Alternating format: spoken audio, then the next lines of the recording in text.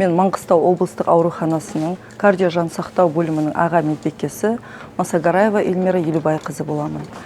Мен 1998 жылы Меридиан Ақтау қалалық медколледжіне оқуға түсіп, 2001 жылы сол жерде тәмамдап, 2001 жылдың июль айында осы Маңғыстау облыстық ауруханасына жұмысқа орналастым.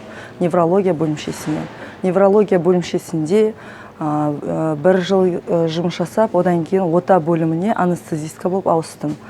Ол жерде ота бөлімінде анестезистка болып 14 жыл жұмыс атқардым. Одан кейін 2014 жылдан бастап кардио жансақтау бөліміне аға медбике болып қызметке тағайындалып, сол жерде қазіргі таңда жұмыс жасап жатырмын. Ол жерде қазіргі медицина қызметкерлерінің, медбикелердің басты міндеті келген әр науқасқа өзінің шын ықылас көңілімен, ниетімен, өзінің жылуын жүрегіндегі тарқатып, сол кісіні аяғынан тұрғызып, денсаулығына көмек көрсету, яғни жылулығын беру. Және де қазіргі сол медбикелердің бүгінгі 12 мамыр төл мерекелерімен шын жүректен құттықтай отырып, дендеріне саулық, отбасыларына амандық, еңбектеріне табыс, жұмыстарына жеміс тілей отырып, әрдайым жүздерінен күлкі етпей, жүрегіндегі жылуын әр келген науқасқа шаша біліп, және ақ халаттарына кір шалдырмай, осылай тек күлімдеп отбасыларының арасында аман жүрсін деген тілегім бар. Және де қазіргі пандемияға қарсы карантин болып жатқан жағдайымыз бар. Сол пандемия карантиннен тезірек шығып, жарқын, жақсы күндеріміз көп болғай деп тілеймін. Медицинаны медбикесіз елестету ол тіптен мүмкін емес деп ойлаймын. Себебі дәрігердің нұсқаулығы бойынша науқасқа көмекті 80%-ын медбике көрсететін болғандықтан, оны медбикесіз елестету тіптен мүмкін емес деп ойлаймын өз басым. Өзім бала кезімнен дәрігер болуды армандағанмын. Себебі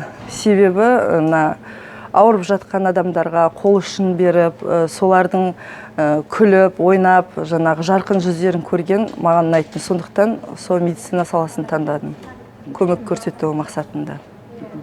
Больницада біздер практика дейді, осы практикада болған уақытта осы бөлімшеде, осы ауруханада жұмысы өте қатты ұнады. Сондықтан бітіре салысымен сразу осы отделение, осы больницаға жұмысқа келдім. Практика жүзінде 2 ай нейрохирургия бөлімшесінде болдым. Одан кейін неврология бөлімшесіне орналастым. Өзіме жұмысым ұнағандықтан осы жерде қалдым.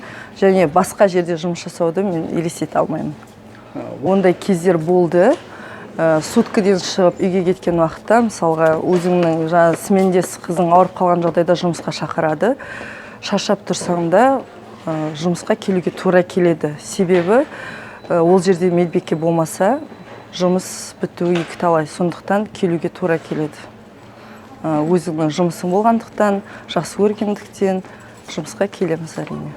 Ота кезінде дәрігердің өзі ғана жұмыс жасай алмайды. Себебі олар стерильні, залалсыздандырылған күйде тұрады. Медбикелер де сол залалсыздандырылған күйде тұрады.